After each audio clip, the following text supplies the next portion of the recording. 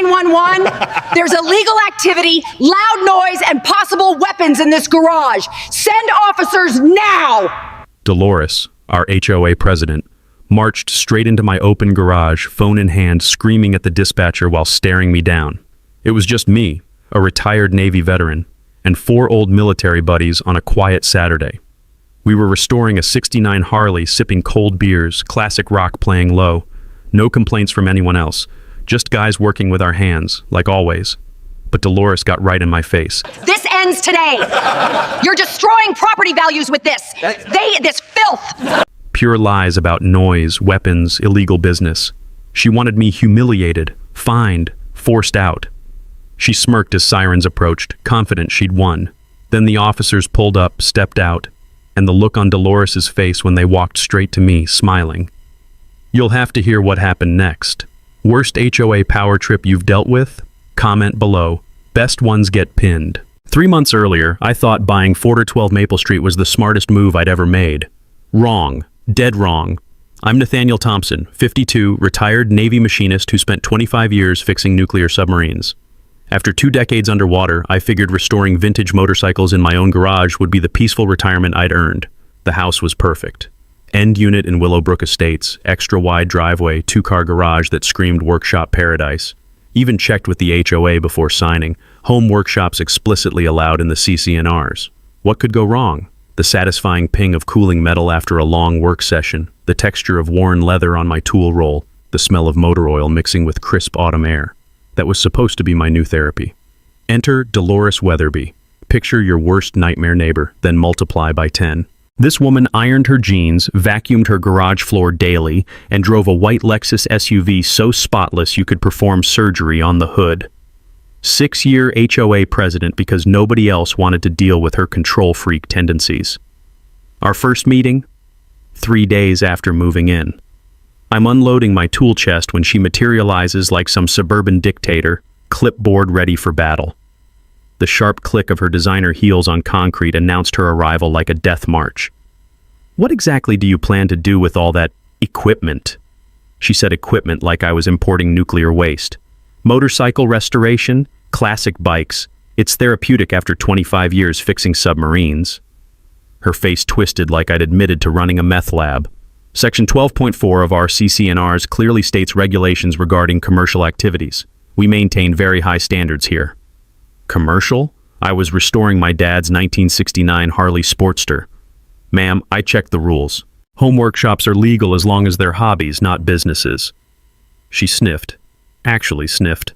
Like my garage offended her delicate sensibilities. We'll see about that, Mr. Thompson. The way she said my name felt like a threat. First Saturday with the guys should have been perfect. Bob the electrician, Jim the plumber, Carlos who ran heavy equipment, my military crew who'd been helping each other with projects for years, plus my buddy Rodriguez from the police force who loved vintage bikes almost as much as I did. Classic rock at neighbor-friendly volume, cold beers, garage door open. American men doing what we do best, fixing things with our hands. 3:47 p.m. I'll never forget the time. Dolores appeared with a measuring tape and professional sound meter like some demented building inspector.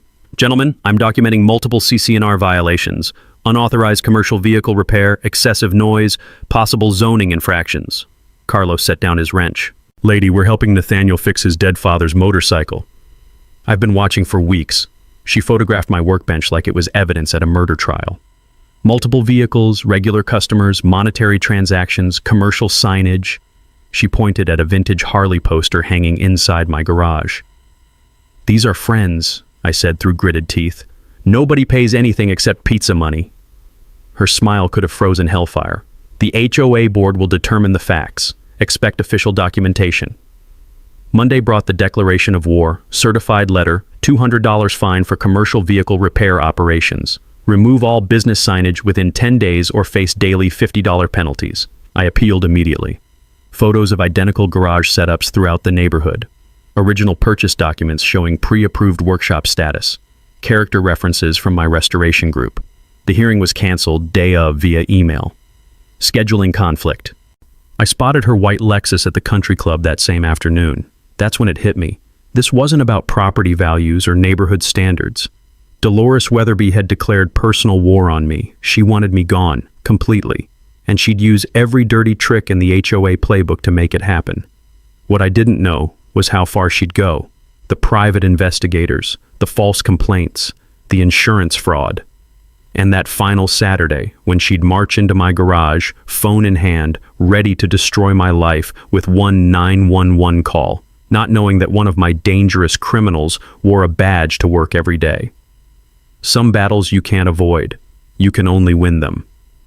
Dolores wasn't just filing complaints. She was building a case like some demented prosecutor. 2 weeks after that canceled hearing, I got home from the grocery store to find her crouched behind my neighbor's bushes with a telephoto lens, photographing my garage like she was documenting a crime scene. The smell of her expensive perfume mixed with crushed azalea leaves gave her away before I even spotted the camera. "Afternoon, Dolores. Getting into nature photography?" She jumped up, camera strap tangled in the branches. "I'm conducting a routine property inspection for HOA compliance purposes."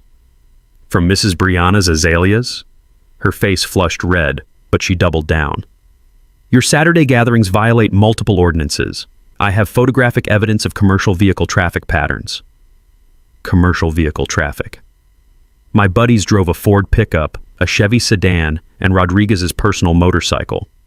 Real threatening stuff.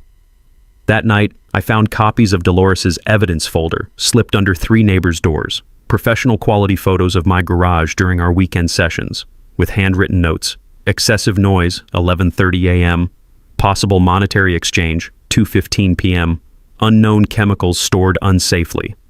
The unknown chemicals? WD-40 and Coca-Cola. But here's where Dolores made her first real mistake. She decided to go nuclear with official complaints, filed formal violations with the city planning office claiming I was running an unlicensed motorcycle repair business, alleged I was advertising services online and accepting payment from customers. Pure fiction. But she figured city officials would rubber stamp anything an HOA president submitted. Problem was, I'd learned a few things about documentation during my Navy years. 25 years of military paperwork teaches you that everything leaves a trail if you know where to look. I spent my lunch break at the planning office filing a Freedom of Information Act request for all complaints filed by Willowbrook residents in the past year. Cost me $43 and a 2-hour wait in a plastic chair that squeaked every time I moved. But what I discovered was gold. Dolores had filed complaints about 7 different residents. 7. All targeting the same type of people. Single men, blue-collar workers, modest incomes. A Latino landscaper who worked from home. A black single mother who ran a small catering business. An elderly widower who restored antique furniture in his basement. Every complaint contained the same phrases. Declining property values, inappropriate commercial activity, neighborhood character concerns. I remembered reading about discrimination cases in the military. Patterns like this weren't just coincidence, they were evidence. Document everything because systematic harassment based on demographics could be prosecuted under federal fair housing laws. I made copies of everything, then paid another visit to Mrs. Brianna, the retired teacher who'd brought me cookies during my first Dolores encounter. "Mrs. Brianna, I'm curious about something. Has Dolores ever complained about other neighbors?" Her eyes narrowed. The taste of her green tea was bitter, matching her expression. That woman. She invited me in for tea, and the story started flowing. Turns out Dolores had a history. She'd targeted the previous owner of my house, a divorced electrician who also used his garage for work. Filed so many complaints, the guy eventually sold and moved to another state. Same pattern with 2 other families who'd lived here before I arrived. She thinks working men are... Mrs. Brianna struggled for the polite word. Beneath the neighborhood standards.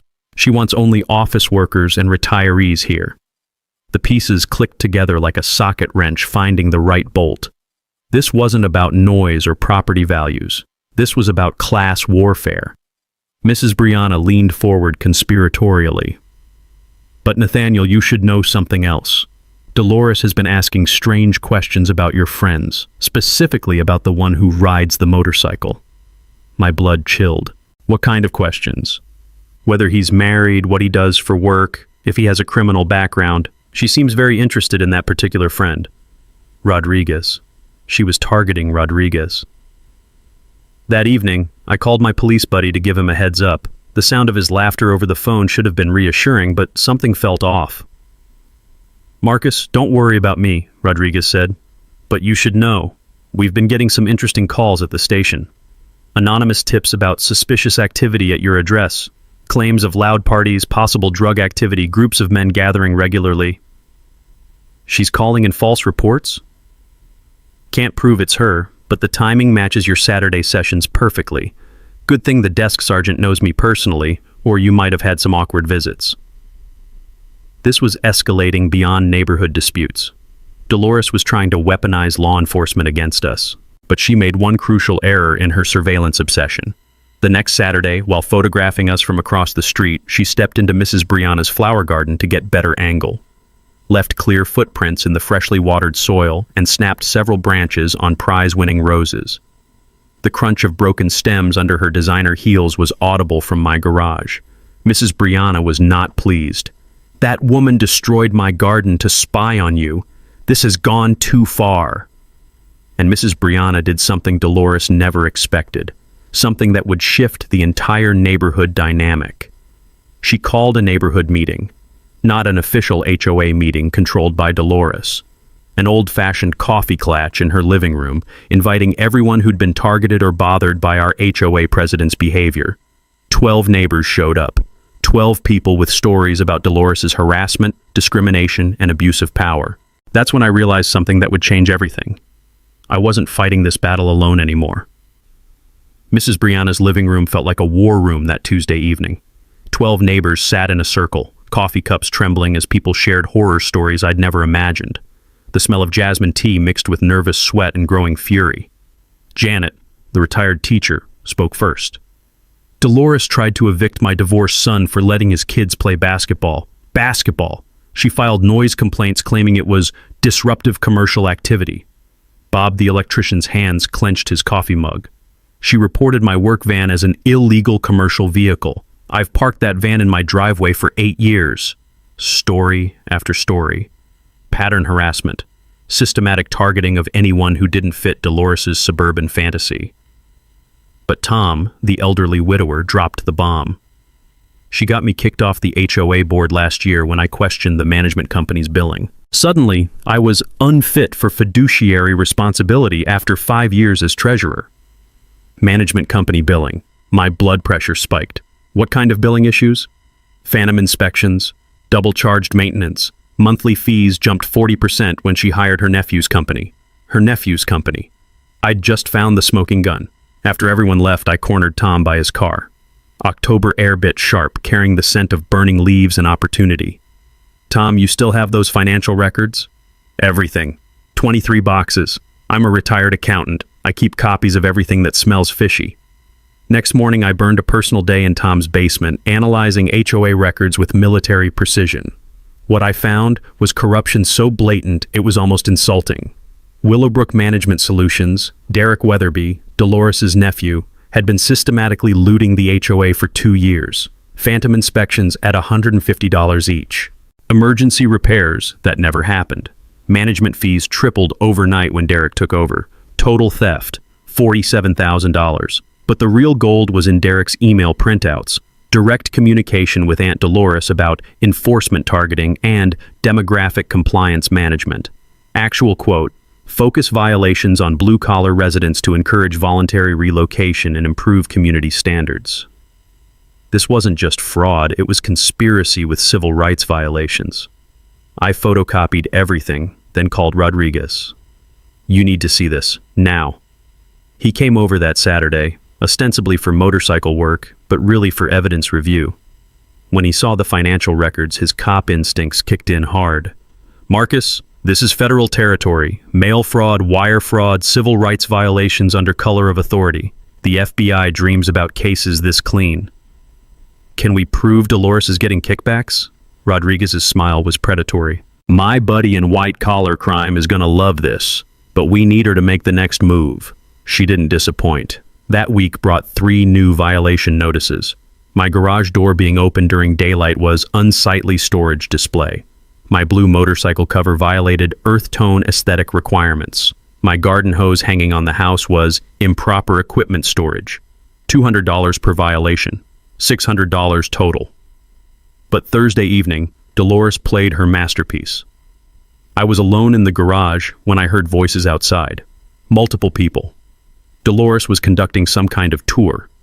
Primary source of our neighborhood's declining standards. Multiple violations, possible illegal operations, complete disregard for community aesthetics. Through the garage window, I watched Dolores leading 3 people in business suits around my property like tour guides at a disaster site. Property values have dropped 12% since this situation began, she announced confidently. Pure fiction. But her audience was taking detailed notes.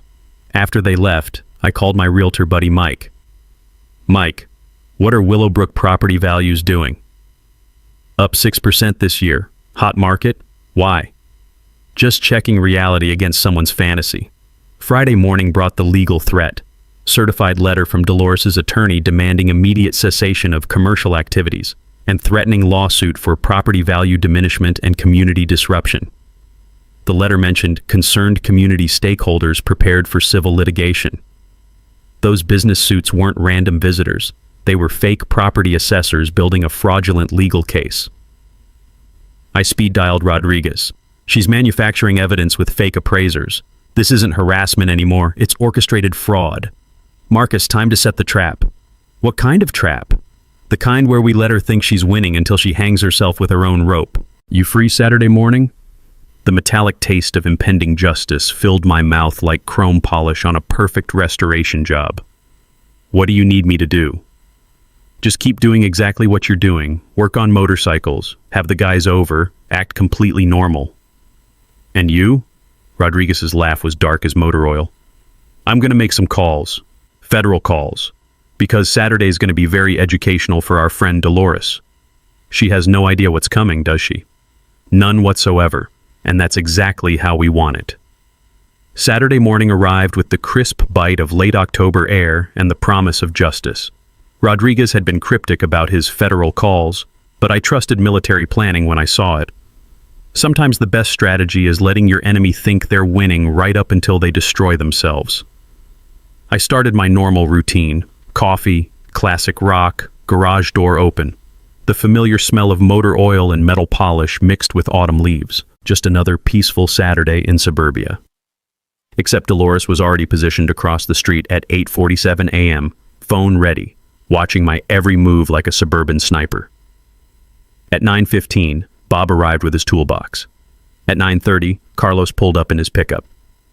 By 10 a.m., we had 4 guys working on the Harley, exactly like every other Saturday for the past 3 months. But today felt different. Electric. Like the calm before a storm that's been building for weeks. Dolores was taking photos constantly now, practically vibrating with anticipation. She'd positioned herself in Mrs. Brianna's front yard, uninvited, with what looked like professional surveillance equipment. Man, that woman's lost her mind, Carlos muttered, installing new brake pads. She's been photographing us for 20 minutes straight. Let her, I said, adjusting the carburetor. Sometimes you have to give people enough rope. At 10:23, Rodriguez arrived on his vintage Kawasaki. Nothing unusual. He came most Saturdays to help with the Harley restoration, but today he had a small duffel bag strapped to his bike. Morning, gentlemen, he said, pulling off his helmet. Beautiful day for motorcycle work. Dolores practically bounced with excitement. Her dangerous biker gang was assembling right on schedule. What she didn't know was that Rodriguez's duffel bag contained body cameras, recording equipment, and paperwork that would change everything. At exactly 10:45, Dolores made her move.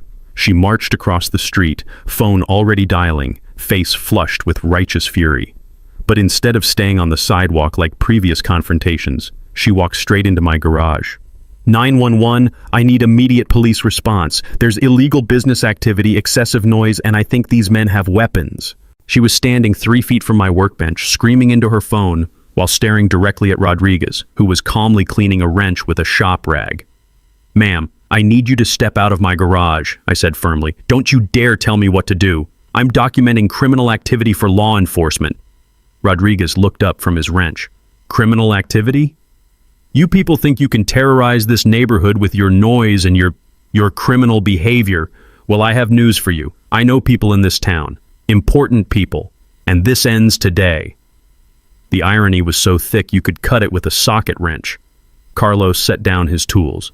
Lady, we're fixing a motorcycle.